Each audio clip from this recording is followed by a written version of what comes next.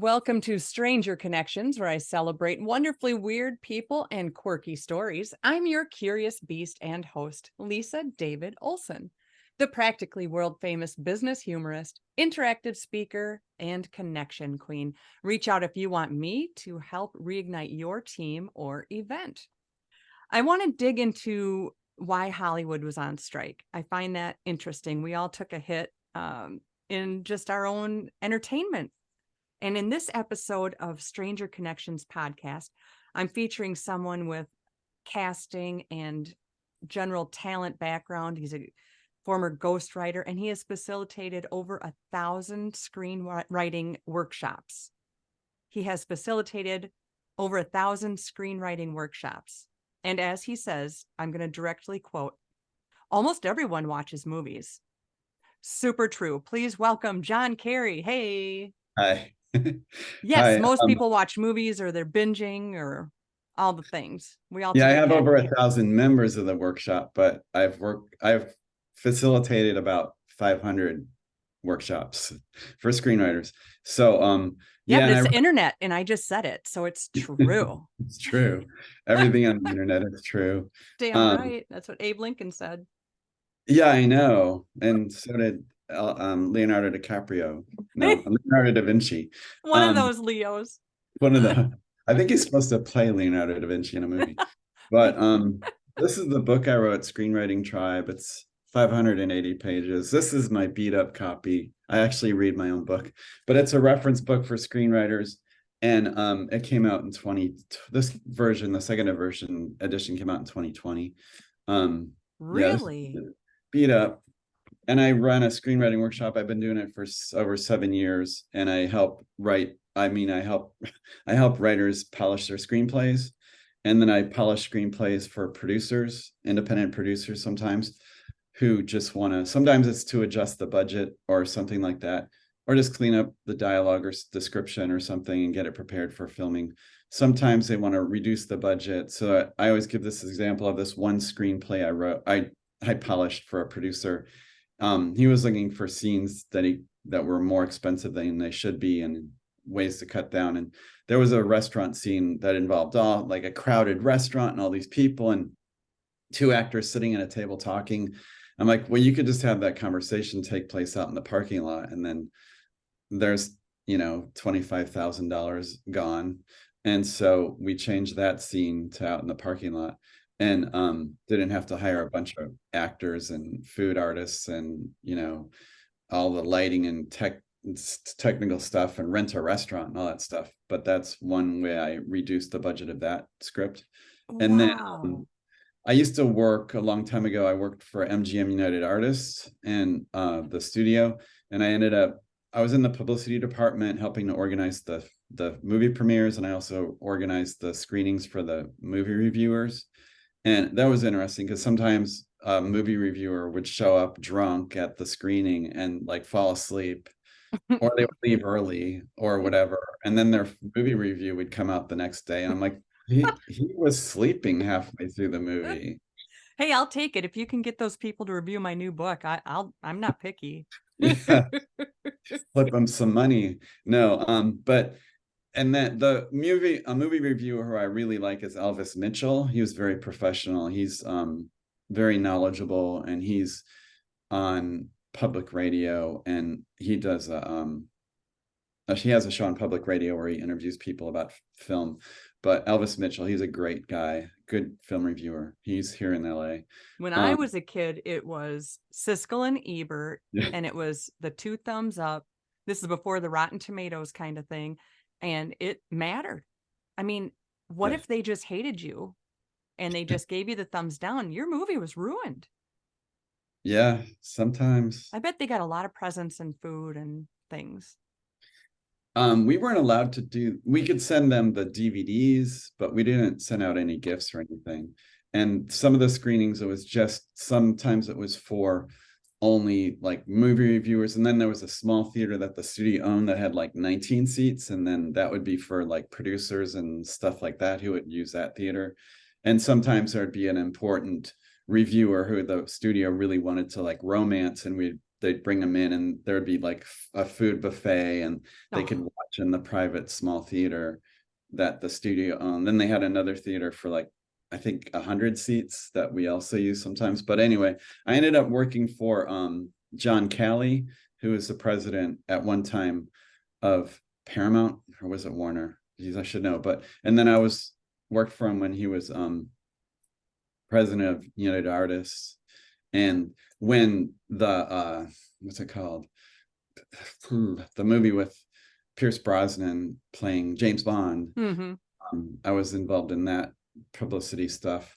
And the movie premieres back then, we would spend like $2 million on a movie premiere, because there would be like bands playing and all sorts of food and all kind of movie stars and security, and like just everything had to be all the top level, and shut down streets and all that stuff. Wow, that just sounds like. Did you like that? You seem to me, being a ghostwriter and somebody who's working on scripts. I'm sorry, I picture you constantly at an old style typewriter, wearing Well, I was like doing the that detective jacket and just going at the keyboard. And then you're like, what? I have to go in public with flash bulbs? I don't think so.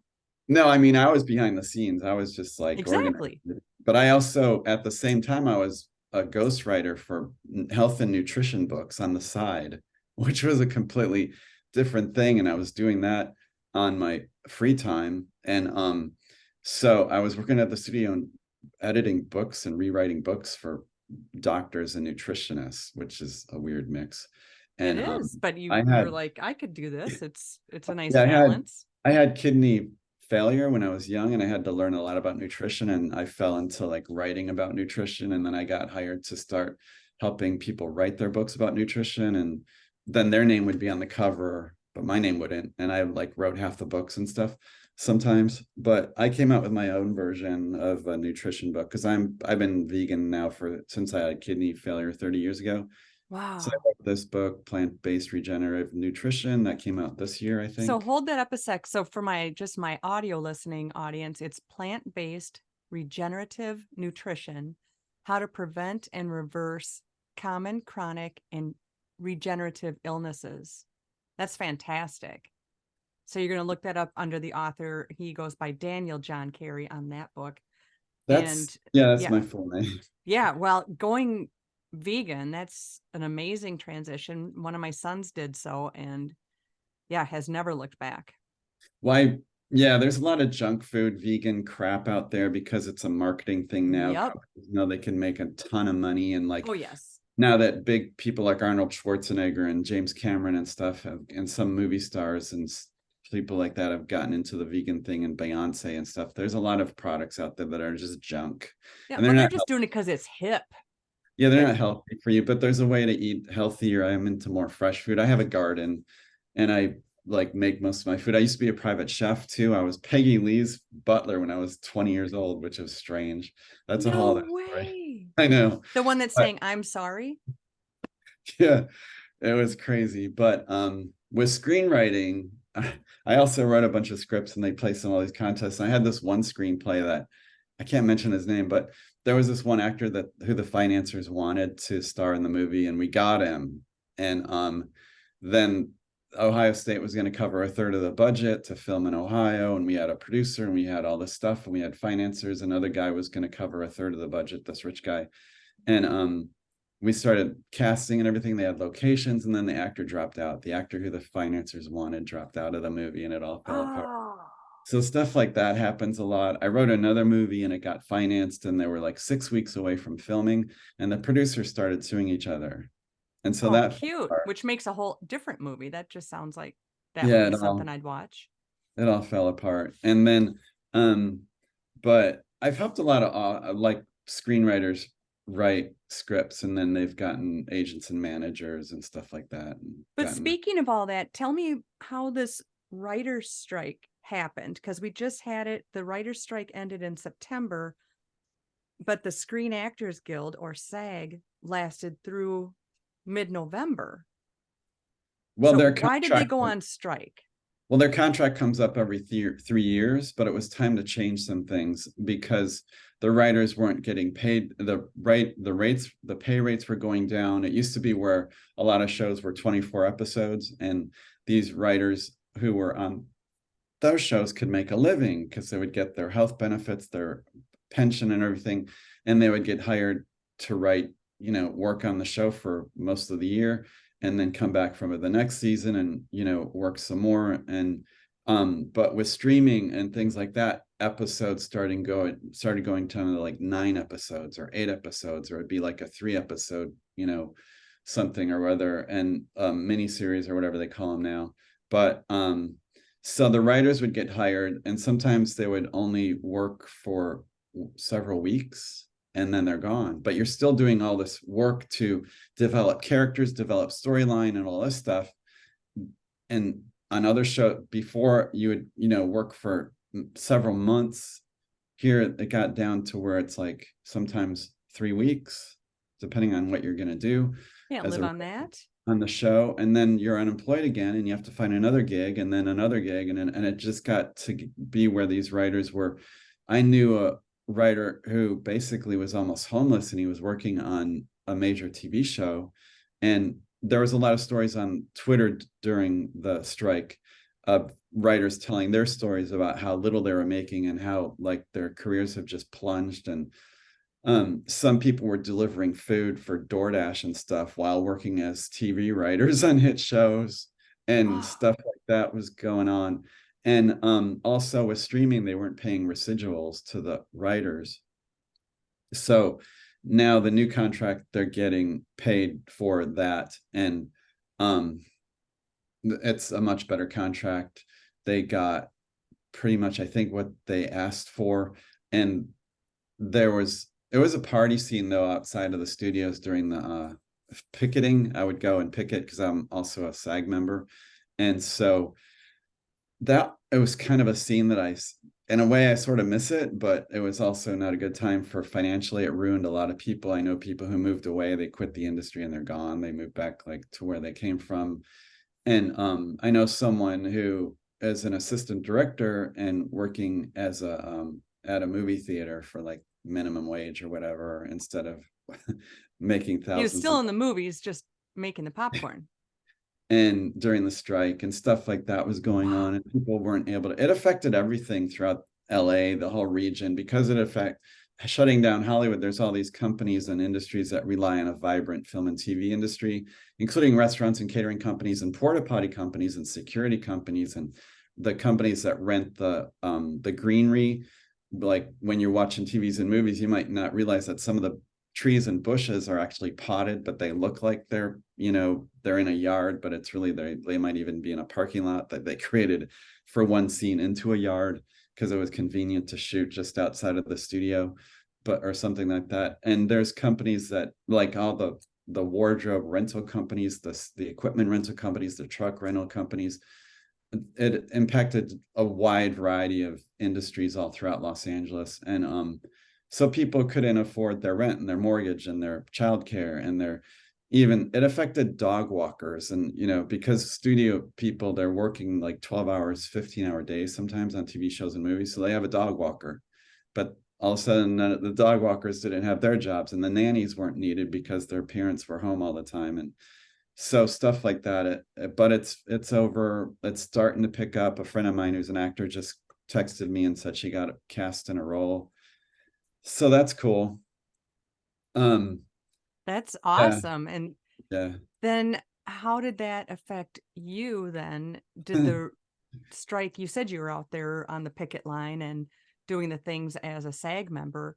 Was your work also affected? Obviously, you didn't have any new screenwriting to work on, true? And also a lot of writers who are struggling to make it kind of dropped out because I heard all these horror stories about what it's like to be a professional writer. And they're like, I don't know if I'm going to be involved in, I think I should pursue some other career. So that happened. I know some writers who moved to LA to become writers, and they've also moved away because they're like, this doesn't sound like a good career choice.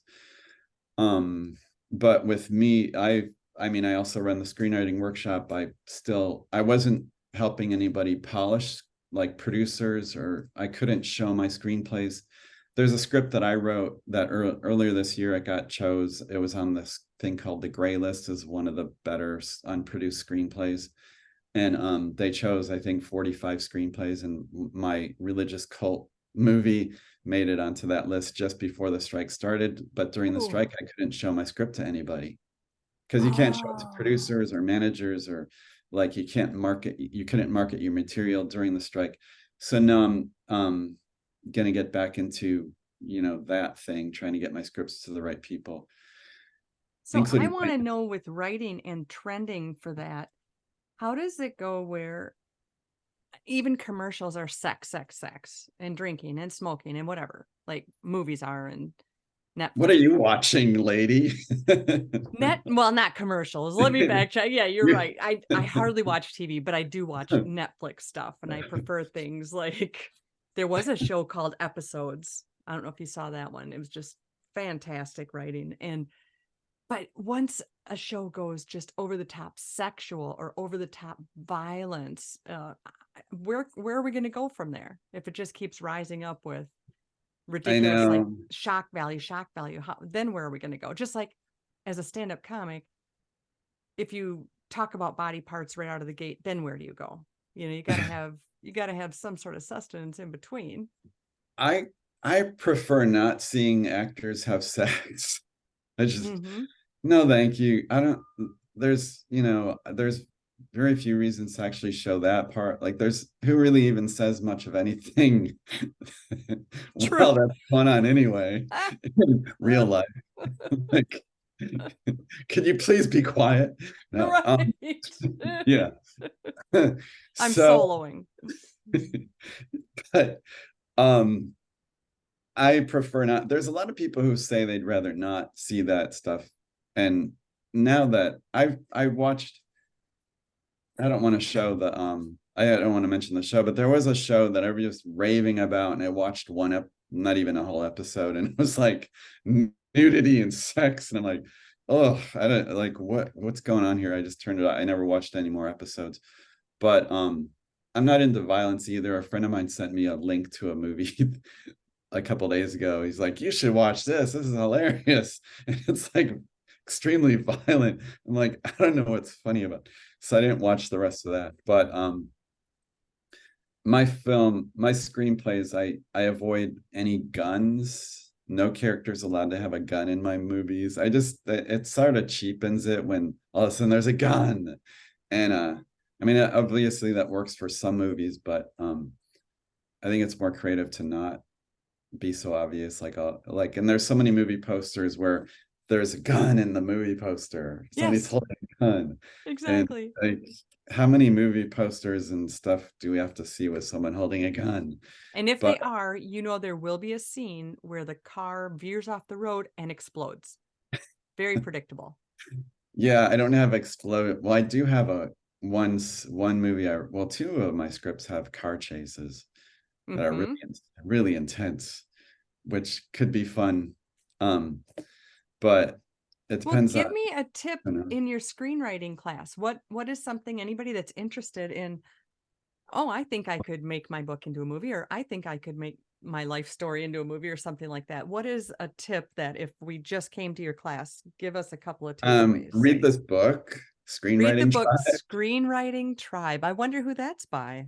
It's, I don't know, by me, but it's Screenwriting Tribe Workshop Handbook for Writing and Polishing Spec Scripts. Spec scripts are speculative scripts written with the speculative idea that they're going to sell and get made. So you're going to write a script that's a spec script, and you're going to try to get it to the right people and get it made. But with screenwriting, you want to have it formatted correctly. Oh, I mentioned when I did work for John Carey, the president of United Artists, who was a great boss. I would see him flip through scripts because he would get sent. He had a long shelf filled with screenplays. Now it's all on digital, but back then it was still printed scripts, and he would look through a bunch of them every day to see which ones he's going to take home and read that night or that weekend. And he would decide so quickly. And I said, how do you flip through a script and decide that quickly if you're going to read? And he showed me some scripts are like so massive amount of words, big paragraphs, rambling dialogue. He's like, I'm not going to read that. He said, if the writer's not going to spend the time to polish their screenplay, I'm not going to take the time to read it. And these were scripts that had already been vetted through the studio readers, like agents and manager readers, and then studio readers, and they advanced to the office of John Carey. And then they were still like, I'm not reading this. But so with my screenwriting course, not a course, but it's a workshop. It's writers helping writers. Just helping to get it formatted correctly, to cut out the dead zones of the scenes of this in the story, to get it down to a reasonable amount of pages. A comedy script for a film might be around 85 to 95 pages for a comedy script, more like 89, 90. And then a drama script would be longer, maybe 100 to 110 pages. You don't want to go really above 110 if you're a beginning screenwriter and trying to market screenplays. But if your name is like Francis Ford Coppola, you could write a 300-page screenplay and get it made and call it, I don't know, Killers of the Flower Moon. Or you could be James Cameron and write a script. I worked on Terminator 2 when I was in college, and I was a photo double. At the end of the movie, there's that tank of oil, or it was oil. It was a tank of molten steel. Ooh. The splashing is me. I was in a wetsuit, splashing up to here in oil that was lit with red lights, I've splashing seen my your fingers. work. And they got rid of me and put the other characters there. But the splashing is actually me in a wetsuit in a tank of oil when I was in college working on that movie. But I I saw worked my way through college splashing. the screenplay for Terminator 2 was thicker than this book. It Wow. was really, really thick, and James Cameron had like all types of notes in it. But a typical screenplay for a drama script is like 100 to 110 pages. So you Right. want to get it formatted correctly. You want to get it written correctly. There's all kinds of techniques. My book, I actually wrote it to go with the Screenwriter's Bible. This book, the Screenwriter's Bible by David Trottier. And so I wrote my book to go with this book, and I emailed David and I asked him if he could look at my manuscript, because I wrote my book to go with your book, and I didn't know what he was going to think. And luckily, he endorsed my book, and that's why there's a quotation from him on the cover of my book at the top. So cool. By And where David can Trottier. people get the Screenwriter Tribe? They're both Screenwriting on Tribe. Amazon is the easiest. Mhm. I don't actually know where my book is sold, but I know it's on Amazon because I don't deal with that stuff. Famous I, people all say that. I get it, John. I get it. I just collect the money.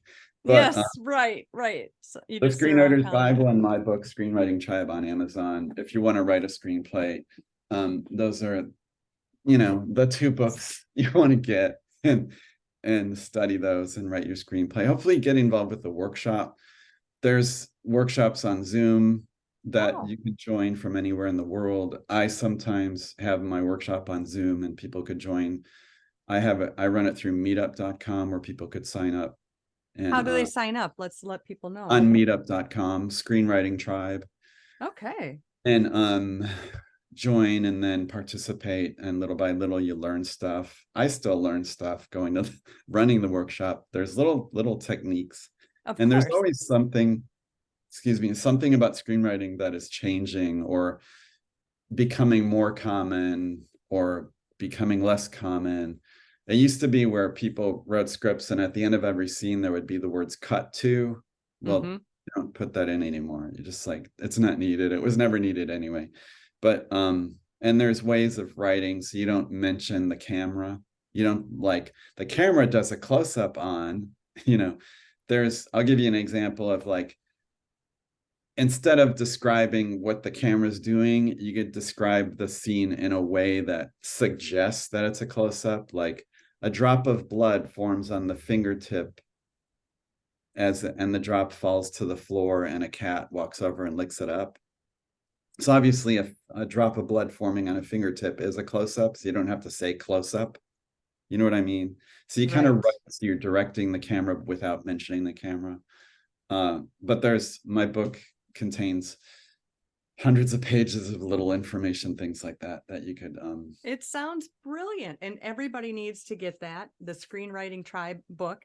And we can go to Zoom and look for the Screenwriting Tribe under Meetup to see the classes. And I can't let you escape from me without you sharing with me a dare or a prank story, because that's the rules.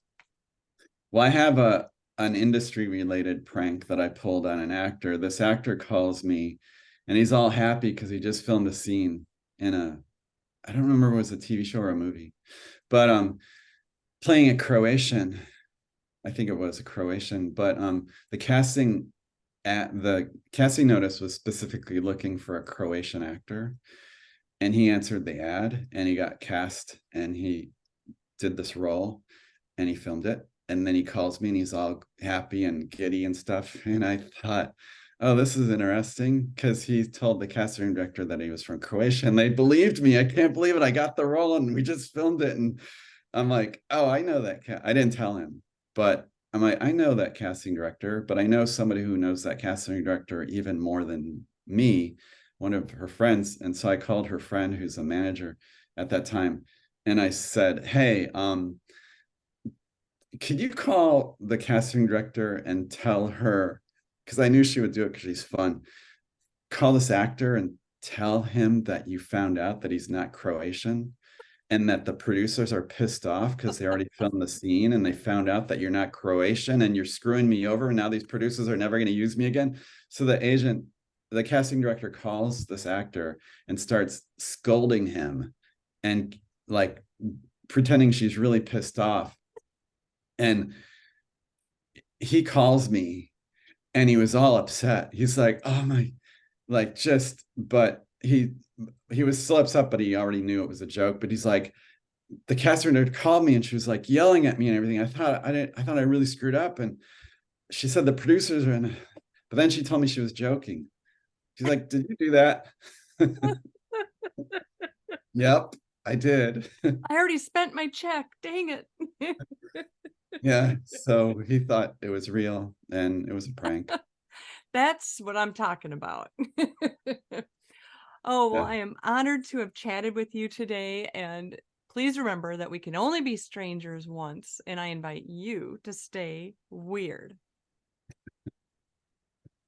Thank you. Thank you for having me on.